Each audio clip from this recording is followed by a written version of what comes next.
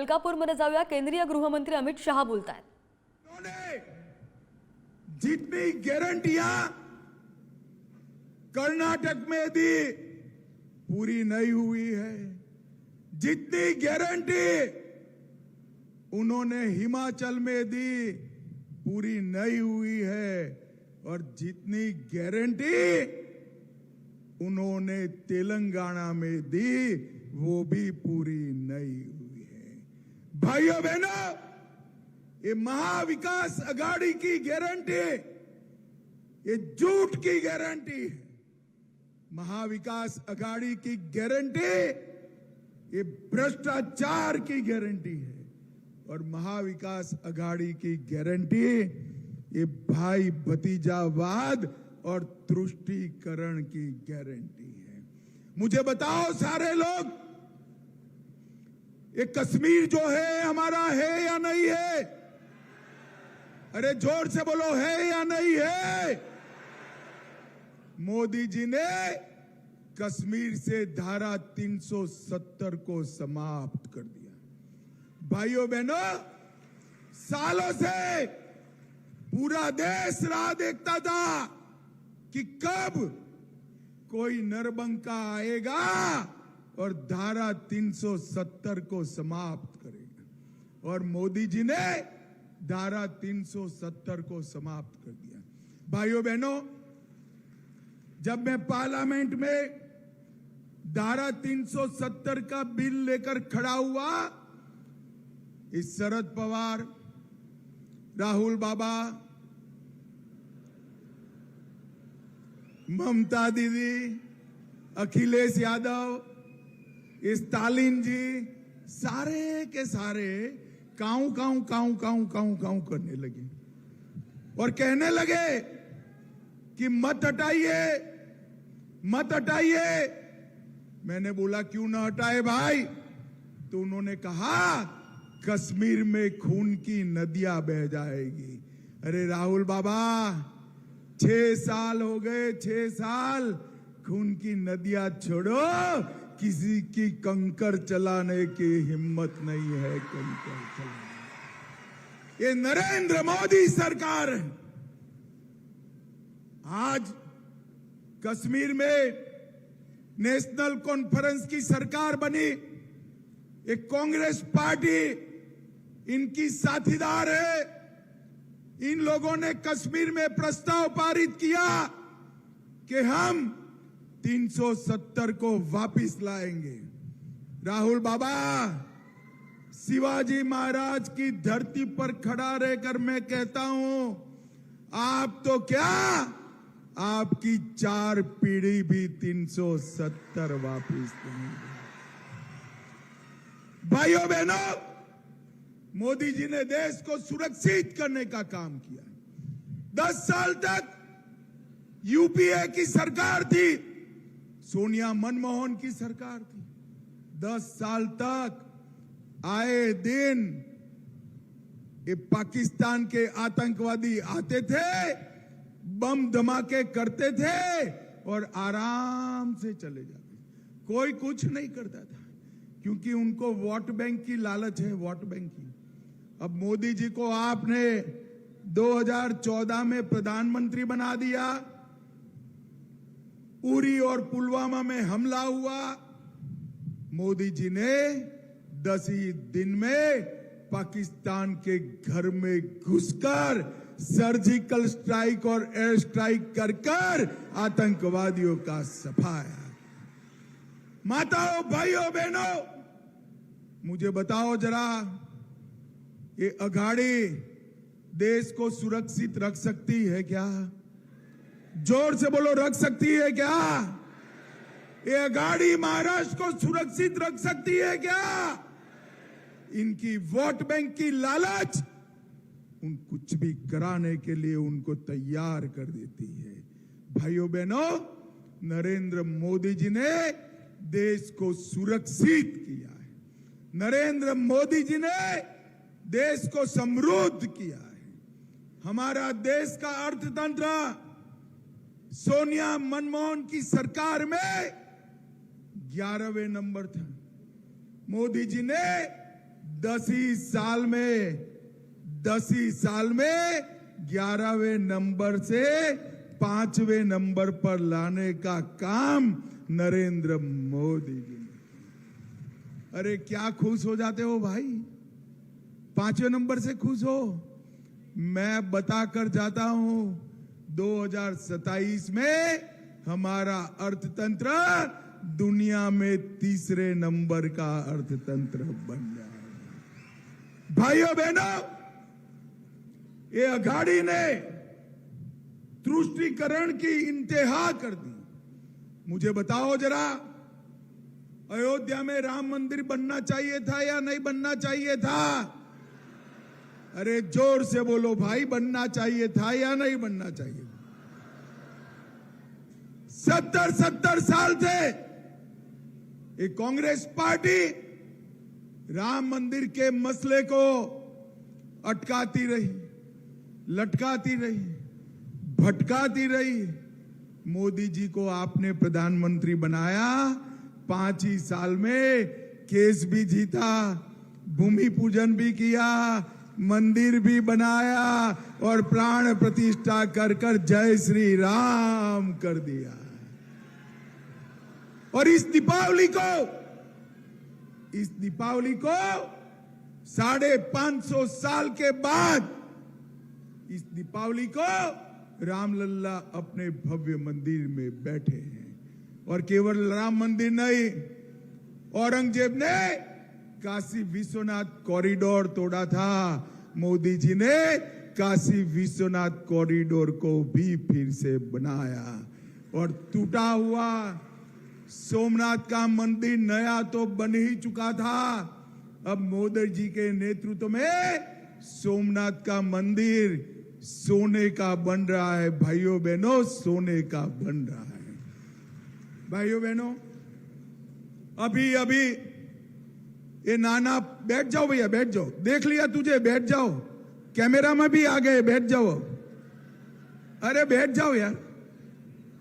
अभी ये सारे उलेमाओं की कॉन्फ्रेंस नाना पटोले को मिली और उन्होंने कहा कि महाराष्ट्र में ओबीसी, पिछड़ा वर्ग, दलित और आदिवासी का आरक्षण खत्म कर मुसलमानों को आरक्षण देना चाहिए। और ये नाना पटोले ने उनको पत्र भी दे दिया कि हमारी सरकार आएगी तो हम ये तुरंत कर देंगे। मुझे बताओ भाइयों बहनों, माइनॉरिटी रिजर्वेशन करना चाहिए क्या? जोर से बोलो, मुसलमानों को रिजर्वेशन देना चाहिए क्या? पिछड़ा समाज का रिजर्वेशन कम करना चाहिए क्या? दलितों का रिजर्वेशन कम करना चाहिए क्या? आदिवासियों का रिजर्वेशन कम करना चाहिए क्या? अरे आप चिंता मत करो, ना उनकी सरकार आनी है, ना हम उनको रिजर्वेशन कम करने देंगे। जब तक भारतीय जनता पार्टी का एक भी एमएलए, एक भी एमपी विधानसभा और लोकसभा में है, दलितों के, आदिवासियों के और पिछड़ा समाज के आरक्षण को हम हाथ नहीं लगाने देंगे, नहीं लगाने देंगे। भाइयों बहनों, शुरुआत से ये कांग्रेस पार्टी शुरुआत से ओबीसी की विरोधी पार्टी रही। मैं आज आपको बताने आया हूं, काका साहेब कालेलकर कमीशन ने 1955 में कहा था कि पिछड़ा वर्ग को रिजर्वेशन मिलना चाहिए। जवाहरलाल नेहरू ने फाइल को ठंडे बस्ते में डाली। 1980 में मंडल कमीशन ने कहा कि ओबीसी को रिजर्वेशन मिलना चाहिए।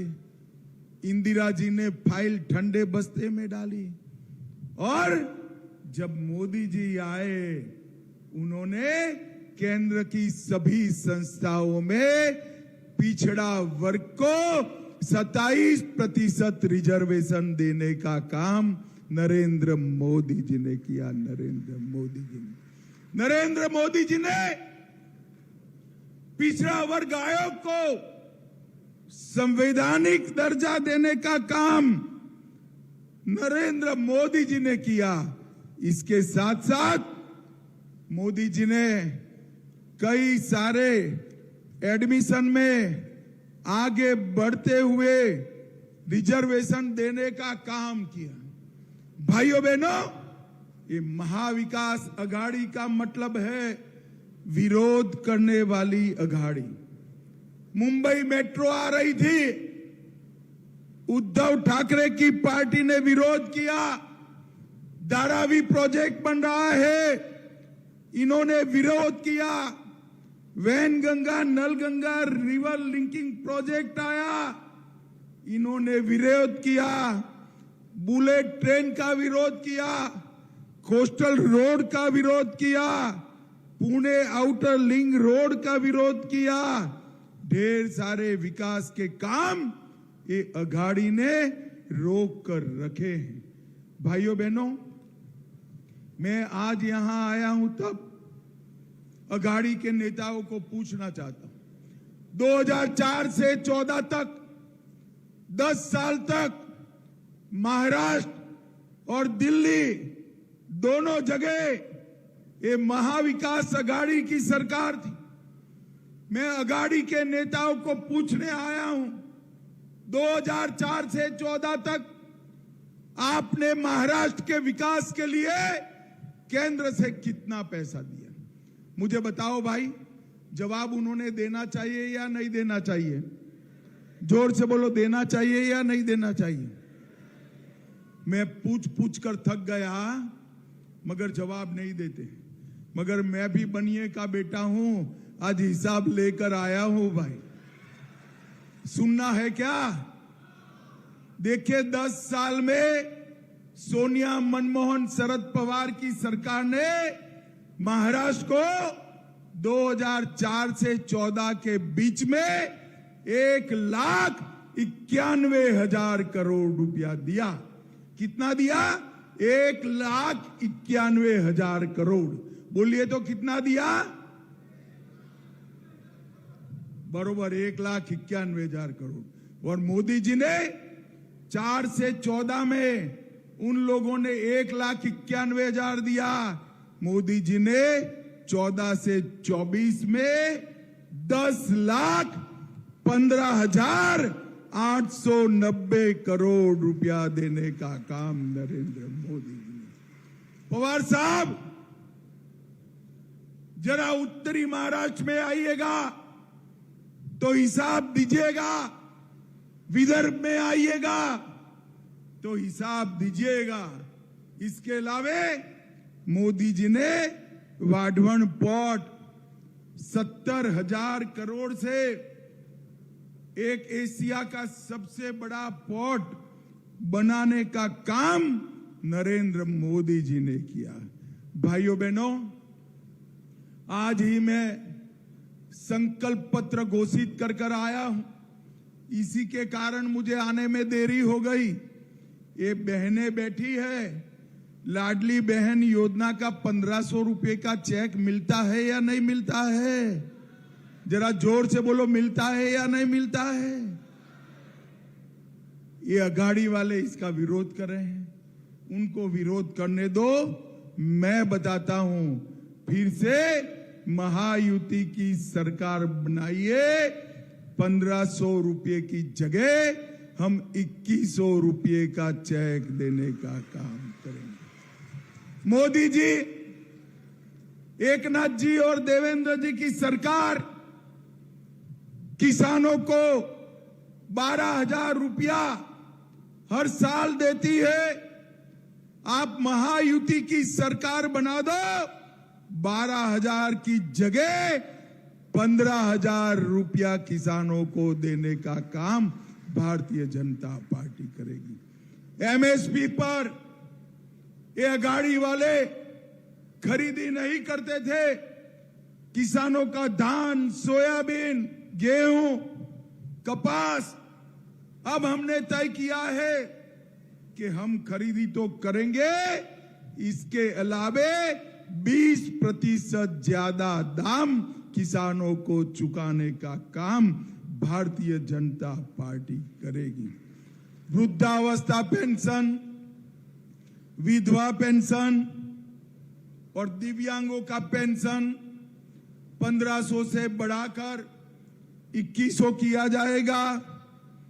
महंगाई को कंट्रोल करने के लिए हम एक बहुत बड़ी राशि दखल करने के लिए, मूल्य स्थिरीकरण के लिए लाएंगे।